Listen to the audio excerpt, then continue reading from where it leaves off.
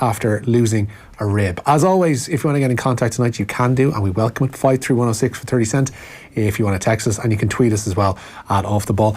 Joined also in the studio tonight as well by the Love Cannon from Monaghan, Shane Hannon. Good evening to you, sir. First time I've been referred to the Love Cannon on air, but I appreciate it. Are we taking that from off air to on air? I feel like it's okay. It just happened, so it's all good. Yeah, it is. I appreciate it. Well, it's setting the table for your Love Zone type show that's going to eventually come the way of OTB Radio. As long as you do the voiceover or the promo for it, that'll be all good. That's going to cost you a fair few quid. Damien, welcome to the studio. Okay, Ben. Not too bad. Happy, sad or indifferent to have the Champions League group phase back? It always feels like we've kind of reached proper autumn by the time this happens. It does, right? I'm happy it's back, you know. When the dark nights start closing in, it's nice to have something to look forward to on a Tuesday or Wednesday night. See, I'm totally against it. Totally against it, because there's two things that precipitate the fact that winter's coming. One of them, Strictly's back on a Saturday, right? So there's that, you're like, oh Christ, yeah, Christmas will be like 2 weeks away. And then you have this where you're like, all right, Grant, here we are now. We're into week in and week out, caring what score it is in Inter and Slavia Prague. It's scoreless, by the way, for those keeping tabs. But you know the other side of that as well, though, is come the springtime when you start watching Champions League games and it's light outside, summer's coming, so it's kind of like you have to take the good with the bad and maybe a little bit of that, but I don't know, I'm looking forward to it. It's nice to have. Yeah, we'll get the team news in a minute from Shane, but I guess this one is kind of set up rather nicely because Liverpool, who I don't think would have been everybody's favourites going or potentially to win it last year, are going to be now having that target on their back in terms of being the holders. You've got a lot of teams who've spent heavily and still want to get over the line, the likes of Juventus I'm thinking of here. Real Madrid would be another one who've been away from the top table for a while, and also Barcelona as well, considering the outlay that they've had across the summer. It's actually a really even playing field this summer, or this tournament. Yeah, I think so. I mean, just looking at the team there straight away, it's as you were really for Liverpool, and it'll be interesting to see if they can maintain the same tempo that they played at last year, because the one thing Liverpool do is they set a pace that they make it very, very difficult to live with. I think a lot of European teams, a lot of analysts all over Europe would have watched Liverpool and would be figuring out ways to counteract that. And the fact that they haven't strengthened really when you look at the squad there, so they're relying on the same thing, that high tempo, that kind of breakneck speed, and win the game as early as possible. Is that a very difficult thing to maintain from a footballer's point of view? Like when that team is playing at that pace consistently week in and week out with minimal changes and minimal tweaks? Definitely, I think it's very, very hard. I think in the Premier League, I think that squad is so strong that it can do it. You know, I think it's so far ahead. But as you said earlier, the European teams are so good now, and all of them have improved. They've had a year to look at them and try and figure out a weakness that's in the side. Also, after winning the trophy, there'll be a question about do they have the same hunger that they had last year, because you know last year they were beating finalists, they were maybe chasing it down, there was an extra little bit of motivation. You know, they're champions and everyone's going to be chasing them down. So it'll be interesting to see. I think tonight they'll have too much for Napoli, and of course they get out of their group and they'll get into the latter stages, but you know, big long Premier League season ahead, huge pressure on to win it this year, so maybe I won't say prioritise the Premier League. I think Klopp, I wouldn't say that, but the squad looks a little bit thin to fight on both fronts again. Shane, we'll crack into the team news, I guess, because that kick-off is rapidly approaching 8 o'clock. We'll look at a little bit more depth as the show moves on, but Liverpool, as Damien mentioned, is off in Italy tonight. Yeah, there had been worries over Andy Robertson. He had received a knock, but he is fit to start for Liverpool at the Stadio San Paolo in Naples this evening. Liverpool make 3 changes in all. Roberto Firmino, Jordan Henderson and James Milner come in for Divock Origi, Alex Oxlade-Chamberlain and Jorginho Wijnaldum. The Liverpool team then, Adrian in goals, back 4, Alexander-Arnold, Matip, Van Dijk and Robertson. You know, Fabinho, Milner and Henderson, and then of course Mane, Salah and Firmino. Caoimhin Kelleher sits on the bench for Liverpool. Liverpool boss Jurgen Klopp has been assessing tonight's opposition, who they also faced in last year's group stages. Of course, Napoli winning that game by a 1-0, but Klopp has been speaking about Napoli in the build-up.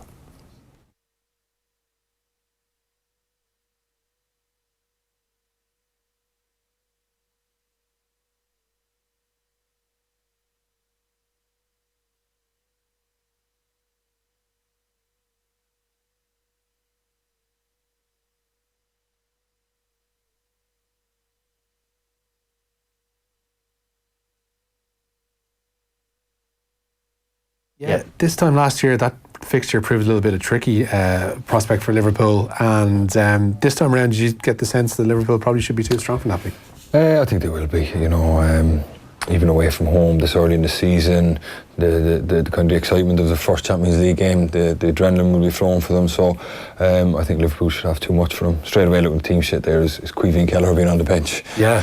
You know, I've never wished ill on anyone, or never, you know, never kind of hoped or wished that anyone would get injured, but it'd be great to see Caoimhín Kelleher make his debut. Yeah, watching him in action for the under-21s there last week in Sweden, he had that moment where everybody, I think the FAI definitely tweeted it anyway, and people were saying that he's clearly had the influence of Alisson and other keepers at Anfield, because he was taking a sidestep around a defender and then playing the ball out. I mean, the guy's exuding confidence at the moment. He's probably every reason to. Yeah, the benefit of youth, huh? Wait tonight if he try, or when he makes his debut, if he makes a mistake, that youthful exuberance won't be long gone out of him. The other match, Salzburg and Genk in Liverpool's group, of course, tonight. Chelsea also in action tonight, Shane. Yeah, the Europa League winners, of course, Chelsea, starting their Group H campaign against Valencia. That's at Stamford Bridge. Frank Lampard taking charge of the Chelsea, of course, for the first time in that competition. He won as a player in 2012. The Chelsea team is out to face Valencia. 3-4-3 lineup. Aretha Balaga in goals. The back three then Zuma, Christensen and Tomori. You have in the midfield Azpilicueta, Alonso, Jorginho and Kovacic. And then you have Willian, Abraham and Mount up the top. Lampard has been speaking, Frank Lampard, in the build-up. He claims his side's focus and concentration levels will have to be spot on in every game in Europe this season.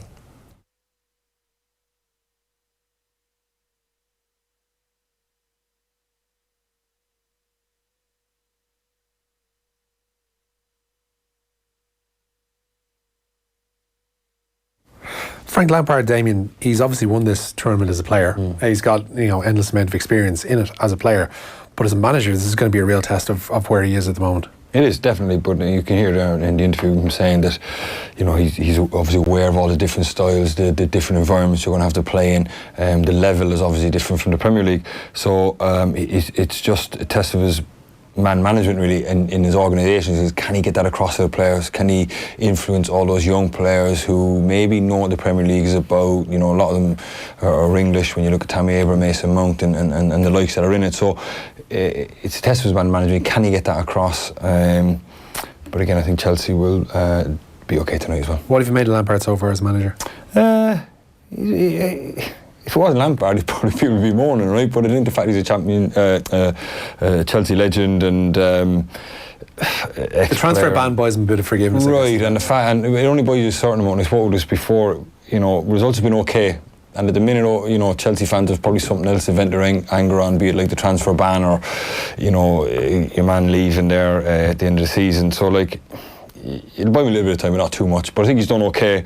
But you need a couple of big results to really get the Chelsea fans on side. It's a heartening thing, though, to see younger players being given a chance under him. I mean, the likes of Mason Mount, who impressed for him while on loan at Derby, and Tammy Abraham played such a key role in getting Villa up last year too. I think it's brilliant. And I think I said before on one of your shows that I hope it's a blueprint moving forward, that a lot of teams will see that these types of players who have excelled whilst out on loan in the Championship, or who have excelled while playing in other teams, who have excelled while playing in other teams, can step up to the mark and can play to the level that's required. So I'm hoping that other Premier League teams will look at that and start giving youth a bit more of a chance. Is that like you've had experience in being in a Premier League squad, and obviously, you would have seen younger players being brought in and being on the fringes of training, and being on the fringes perhaps of being on the subs bench, or maybe used on occasion.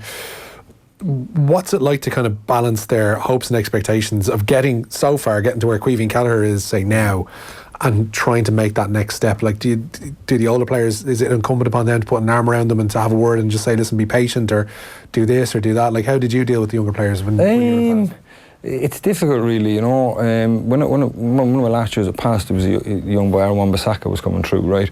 And everyone talked about what a fantastic player he was, but he was fantastic in training for a year before he made his debut, right? And it was only the fact that Joel Ward got injured, it kind of forced the manager's hand that he had to play him, right?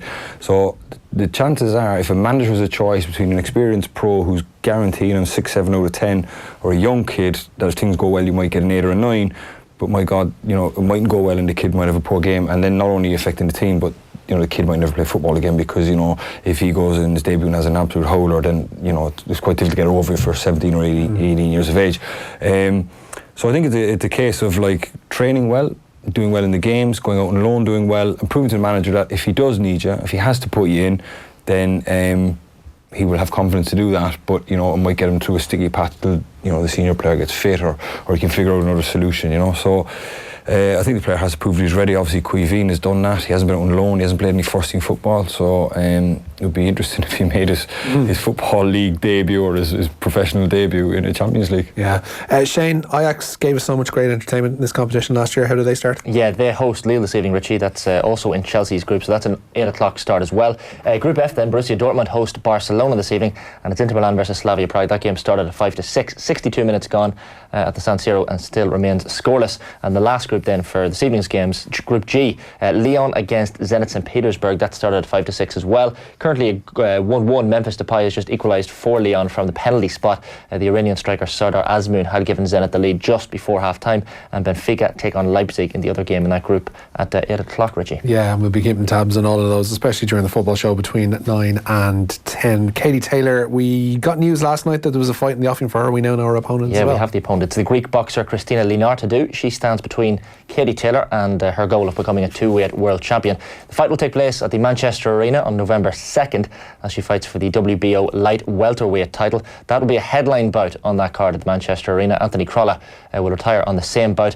Taylor has been speaking today. She says she knows she has a big year ahead, but isn't looking past that November challenge. My focus is completely on November 2nd, but there is a huge fights out there for me. You mentioned Delphine Pursuant, the rematch, Amanda Serrano. Those fights are going to happen next year sometime, I hope, and it's going to be a huge 12 months for me. But right now my focus is fully on November the 2nd, and I have to get past Christina. She brings a lot to the table. She's a very, very strong fighter. I am very aware of the challenge that she brings. We've had a goal in Milan, Shane. Slavia Prague have, I didn't even see the goal, but that's a massive goal for them, considering it's their first time in the group stages, but they're doing quite well. They have created a couple of chances in the first half as well, Slavia, but they don't seem daunted by the occasion. They don't indeed. I think this one went to VAR, but I can't see too much in a reason why this wouldn't.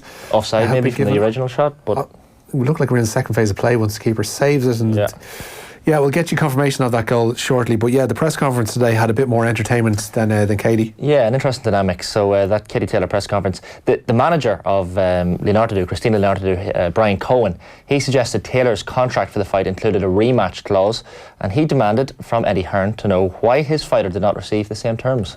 When you see your fighter get off an airplane in tears, she's not happy. She's the champion. And like you said, we were negotiating for quite some time. And she just feels as the champion that she should have a rematch clause in her contract. You that worried about losing already? I mean... Yeah. I mean, if you don't be cute. Oh, no, be cute. You don't got to be cute. No, because what do you think? You're going to win the fight or not? I mean, she's coming to win the fight, but you don't got to be cute, Eddie. You know what I mean? I'm not the one. Don't be cute, Richie.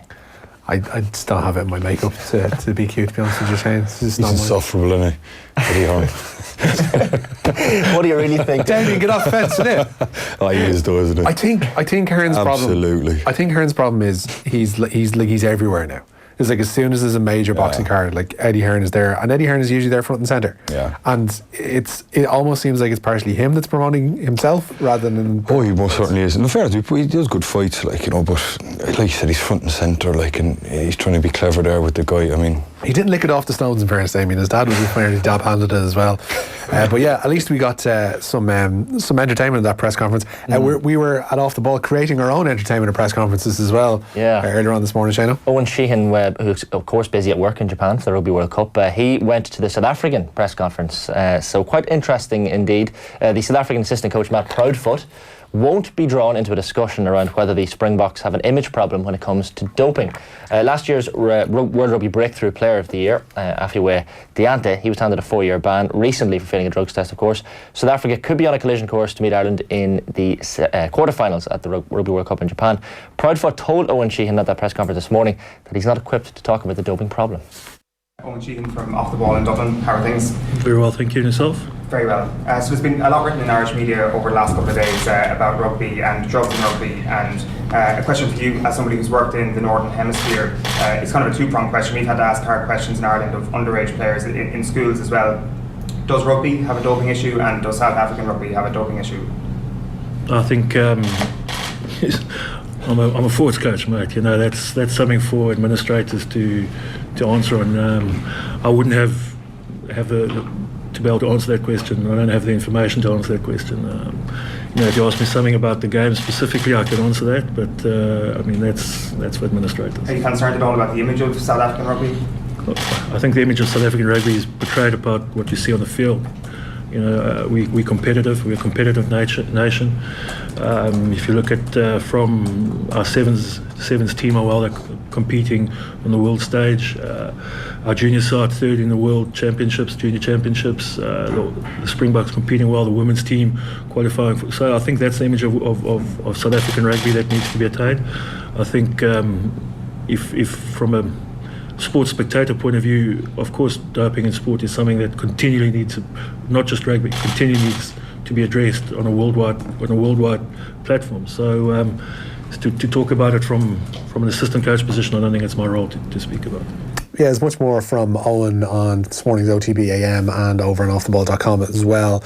Lots more to come from that story, I'd imagine, too. And as well from Owen on the way as well, Inner City Sumo for any Alan Partridge fans out there as well tonight. But one breaking story from Wales in their preparations received a bit of a blow today, Shane. Yeah, big worry for them. So the Welsh Rugby Union has confirmed backs coach Rob Howley has been sent home from the World Cup for allegedly breaking betting rules. He's returned to Wales twisted in a WRU investigation into the potential breach. Howley was due to stand down anyway after the tournament, and his successor Stephen Jones will now link up with the squad out in Japan to take charge of their attack. Warren Gatland's side, of course, start their campaign in Japan next Monday.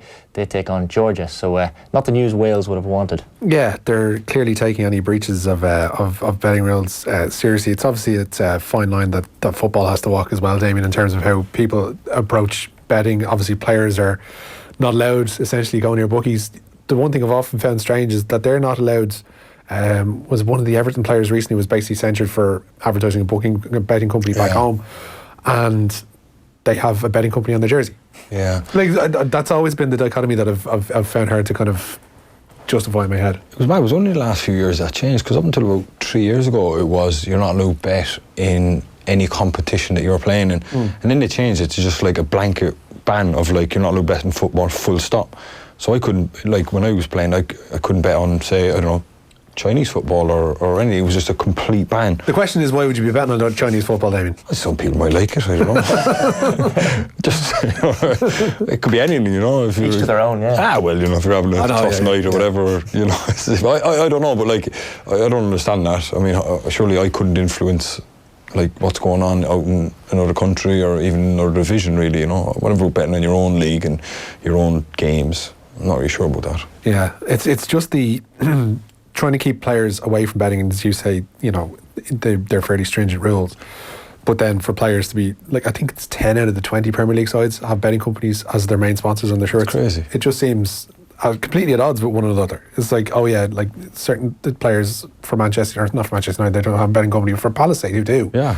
They can't go and make a bet, and they can advertise a Chinese betting company who don't necessarily even operate within England. It's just, for me, seems a bit odd. That's just me. Listen, it is odd. It's an interesting topic, but I mean, obviously those betting companies are paying so much money, no one's going to ban them from it. That's the problem. Rob Kearney, we have some hopeful news? Yeah, kind of hopeful news. Rob Kearney will train with the Irish squad tomorrow in Japan as he battles a calf injury ahead of Sunday's World Cup opener against Scotland in Yokohama. Keith Earls also has done some running as he bids to prove his fitness. Robbie Henshaw, of course, will miss that game on Sunday morning with his hamstring complaints, but slightly better news from an Irish perspective, you would think. Indeed it is. A couple of texts in, 53106. Lads, have to say that is one cracking Skype line you've got Damien Delaney on tonight. Boolabus. That's from Dave. It is the latest. It's the latest in holographic technology is what we have here. Damien's not actually here. This is actually a Skype line. I don't know if you saw the news today that Whitney Houston's going out on tour but in hologram form. We've got that technology locked down for Damien Delaney. I feel like he's right beside me. This studio can bloody well do anything. It's good, isn't it? But if you reach out your hand, it goes straight through him. Yeah. Like something I don't want to try it. I won't try it. Hi lads, what with the court cases, public assault, public indecency, doping and now gambling, is rugby's perch, I thought they were going to be talking about us there, on the moral high ground now in shaky territory? That's from Jimmy. Every sport has its problems. I don't think rugby would view itself as being on moral high ground more than anybody else. record attendance. At least they're trying to get one for the Republic of Ireland women's team. Indeed. In Tallaght. Yeah, big time. So the Republic of Ireland women's team aiming for that record attendance. They have the Euro 2021 qualifier with Ukraine next month. Vera Pauw's first game in charge will be on Tuesday, October 8th at Tallaght Stadium. Arsenal and Ireland star Louise Quinn says they're hoping to get big numbers after a record attendance in the All-Ireland Senior Ladies Football Final at the weekend. It was absolutely brilliant to see those records attendances, and that's something that we want to be a part of as the Irish women's national team, to be breaking those records and to get as many people into this stadium as we can. And that sort of support is something that really pushed us on. So it was incredible to see, and to see all the massive 20 by 20 flags everywhere. It's just to know that that's making an impact on women's sport is huge. Yeah, she mentioned it there, but Louise is speaking in association with 20 by 20, of which Off the Ball is a partner. The hashtag is can't see, can't be, and you can get your tickets for that match at www.fai.ie/tickets. Great position in the group, Ireland are, in terms of Vera Pauw's first game as manager. You got Ukraine, who'll be coming off the back of a game against Germany, who are group favourites for that as well, and Ireland looking to qualify for at least a playoff spot as well, you would hope, behind Germany, or even perhaps better as the group progresses. But a great game in prospect in Tallaght Stadium on the 8th of October. Finally, some terrible news from Manchester City tonight, Shane. Yeah, big blow for them, Richie. So Premier League champion City will be without defender John Stones for up to 5 weeks, could be 6 weeks as well. Some are saying the England international is suffering from a muscular injury he suffered in training this morning. The 25-year-old is now likely to miss at least their opening 2 Champions League group games and up to 4 Premier League ties. They of course play Shakhtar Donetsk in the Ukraine tomorrow evening. Hammer blow that, Damien, isn't it?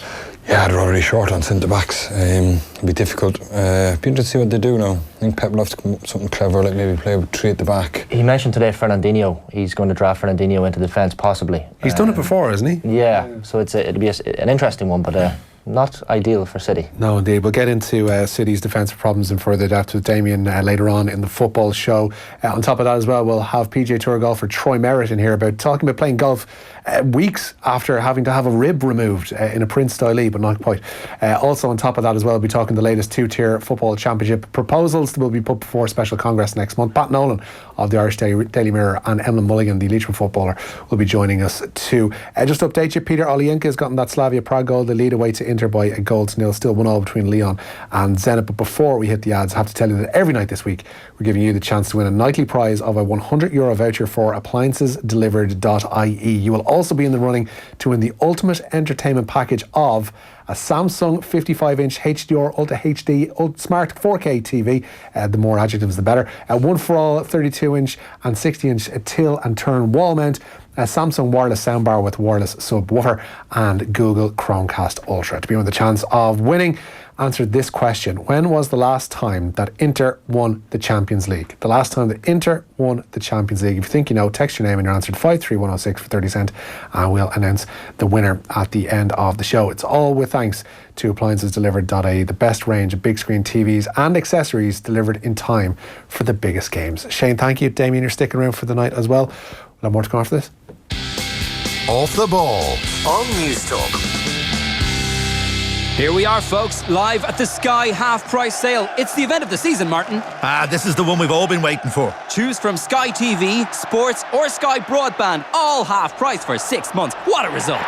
And that's not all. For the first time, you can get every single live Premier League game with Sky Sports, BT Sport and Premier Sport. Now that's unbeatable. So don't miss out on the event of the season. Search Sky half price. Offer ends 26th of September. Available in selected fibre